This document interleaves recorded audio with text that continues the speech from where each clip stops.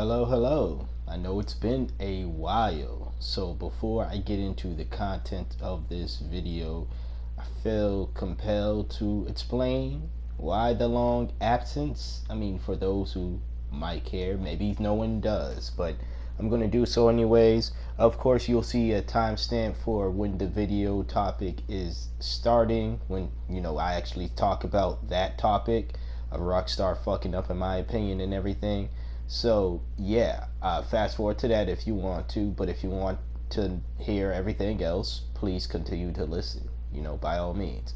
Anyways, not gonna drag it on where I've been for hell. Maybe it's been a year, over a year, for a lot of months. Let me put it that way. Well, for starters, if you're thinking about what gaming console do I have, am I still gaming? I absolutely am still gaming. I love gaming. It's not going to go away. It's not something that I was going to outgrow as I probably thought as a child I was going to do. Gaming is my life, and I love it, or at least it's part of my life. I won't say it's my life, but it's a part of my life. Not a big part of my life, but a big enough part for me to say I love it and I still want to do it. But so that's what it is. But I'm still on the PlayStation 4 now. You're probably looking at this gameplay and it's like it looks like a PlayStation 2 or whatever. This is the PlayStation 4 version of San Andreas. I did not buy the definitive editions of anything. I was not paying $50 for games that I already had. Simple as that. Yeah, so that's my thing on that. But I'm going to talk more about that in this content. But yeah, I'm still on the PlayStation 4. I don't have the new Xbox or PlayStation 5 yet. Partly because I'm broke as fuck, but also partly because I can't find them. I had luck finding the Xbox series. I believe it was the SX or whatever, one of those. It was one of them. I always get confused on which one is which, but it was one of the new ones. Let me just put it that way. I had luck finding a new one, and then like a day later on Best Buy, it was sold out. So yeah, I could have pushed the trigger then and there. I didn't have the money for it, to be honest with you. I could have just said, hey, let me just buy it then and there, but no, I didn't want to. I wanted to wait because I figured, hell, maybe there's more Xboxes than PlayStations. So at this point, that's how eventually I do want to get both. But at this point, I'm looking at it like this. Whichever console that I get to actually see first, as in the case of if I'm ordering it online or buying it in stores, whichever one comes first is the one that I'm going to get when I decide I want to actually pay for a new console, right? Well, if I got the money for it. As far as, just gaming wise, again, I've been just on my PlayStation 4, and there's a lot of new games on my PlayStation on that are still coming for the PlayStation 4. So there's that. I've been playing a lot of old stuff, as you can see here as well. But just there's a lot of new games or games that came out within the last year or so, months, that are still available to play on the PlayStation 4, and I'm not going to feel left out simply because they're not on a new gen console. Yeah, but you're missing the graphics, you're missing this, you're missing that, you're missing... I don't think I'm missing much of anything really. My thing is, as long as I get the experience and I have fun playing the game, I don't really care what console it's on. Yes, I do want a newer console, of course, because I love playing video games, and obviously some of these video games are only going to be exclusively for the new PlayStation and the new Xbox. But as far as just gaming goes now, I'm not going to not game because I don't have, a PlayStation 5 or the new Xbox, one of the new Xboxes. I'm still going to do it. Now, as far as this channel goes, I don't think I'm going to do walkthroughs anymore, only because I don't think so. Let me put it that way. Only because when I did do them, I just felt as though they kind of took away, for me at least, I can't speak for everybody else, but they kind of took away the fun of playing the game,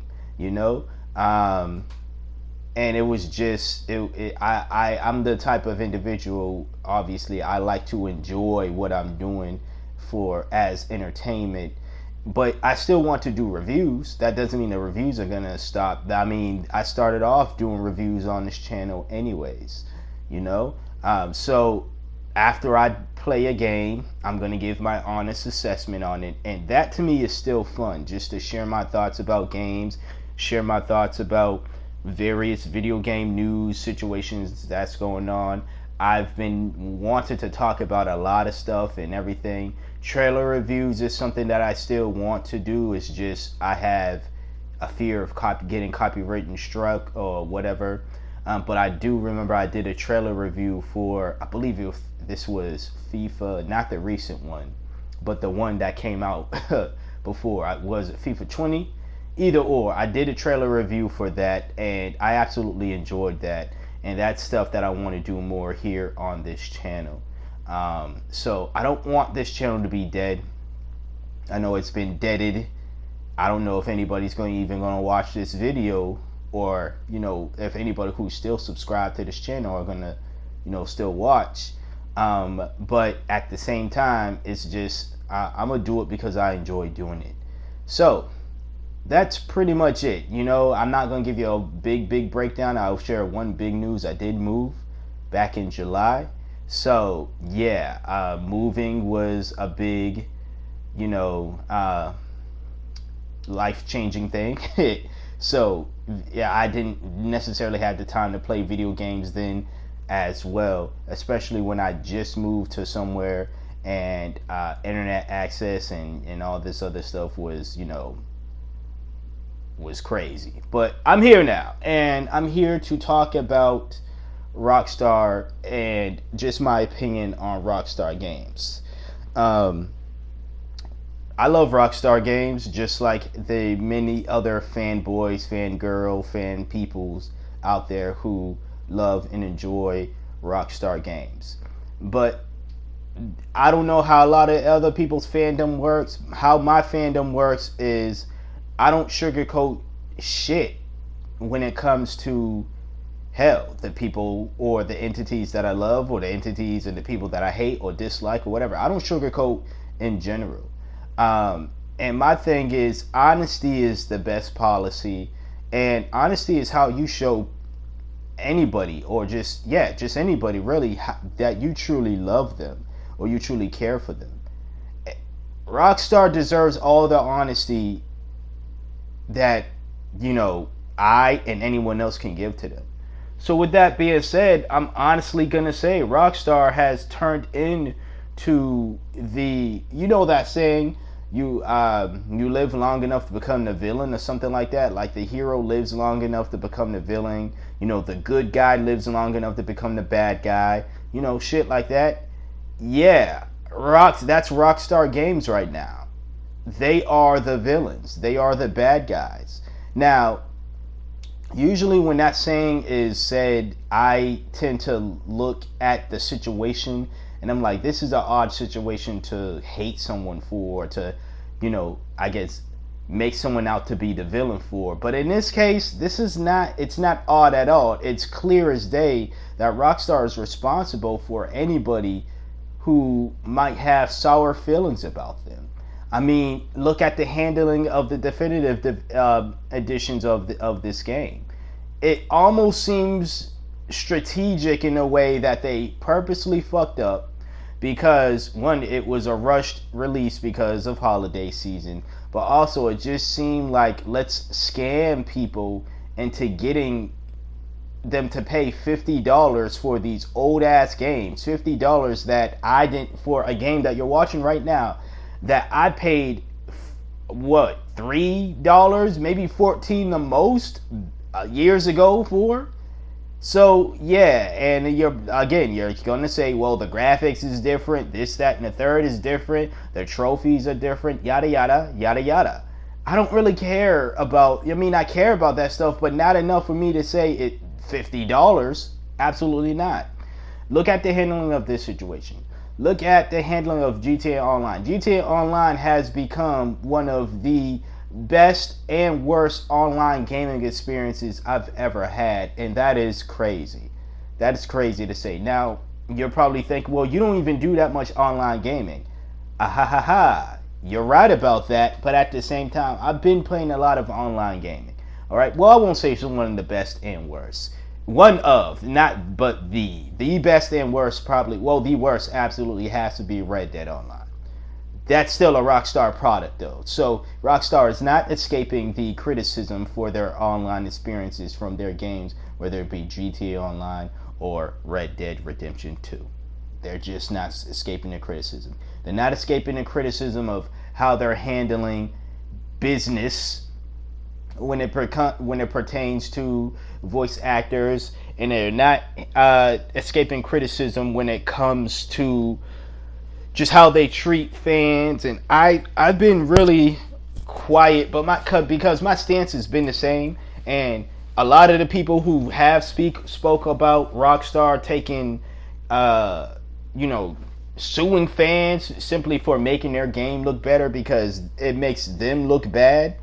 Yeah, a lot of this stuff that you may have heard other people said in pertaining to criticizing Rockstar for doing what they do, when it comes to that, I share those same sentiments. Hell, even some people have said word for word what I wanted to say, but I'm going to say it anyway because I think people who pay attention to my thoughts, especially about video games or whatever, or if you just clicked on this video, you obviously want to hear my thoughts on those situations, and I'm going to detail it to y'all. It's absolutely motherfucking ridiculous, and yes, I had to use those words. It's absolutely ridiculous the way that Rockstar has handled those situations. It's clear as day that they're upset that you got people who don't get paid to do what they do for Rockstar games are making better looking Rockstar games, better just games that feel better. And instead of looking at these people and saying, hey, let me give you a job because you are doing us a solid here, which in turn will make them more money, because I've seen the mods these people have made. Now that's the type of shit that would make me pay $50-$60 for that experience. The stuff that they include, that's the stuff I will pay money for, not this other shit. All right, that's just me. All right, but as far as how they're handling those people, there's no way you can try to justify it, to me at least, that Rockstar has every right to. Now if somebody's obviously stealing the game and trying to, you know, push it off as it's their game, their creation, yeah, they have grounds there to do what they want when it comes to suing. But if it's just a mod that's not game breaking, that's not game changing, well, game changing in the fact that it doesn't change the ultimate, like what the game is about and everything and how it plays and everything, or too serious of how it plays, leave these people alone, man. Let them do what they're gonna do. You know, they're making you better, and it's just how they handle that. It's how they handle this. It's their trash ass sorry updates with GTA Online and Red Dead Online. It's their greed. It's a lot of things that just make me say, you know what? Again, they are the bad guys now. This is again a company that a lot of us grew up loving, and this frustration and the criticism that we have, it all stems from love. You think I would talk about a company like this if I didn't love them? I'm going to give an example. EA, you know, my own, every time I talk about them, I'm always trashing them. I say fuck EA, and that's out of somewhat love, but that's also out of, because y'all need to hear this criticism. So Rockstar, it's out of love, but y'all also need to hear this criticism. Y'all been fucking up, and I just want y'all to get y'all shit together. They probably not, but hey, at least I put it out there. Like, comment, share, subscribe. Y'all let me know what y'all think. Is Rockstar fucking up with y'all, or people overreacting, or we just being ungrateful bastards? Let me know what you think. Alright? Peace out.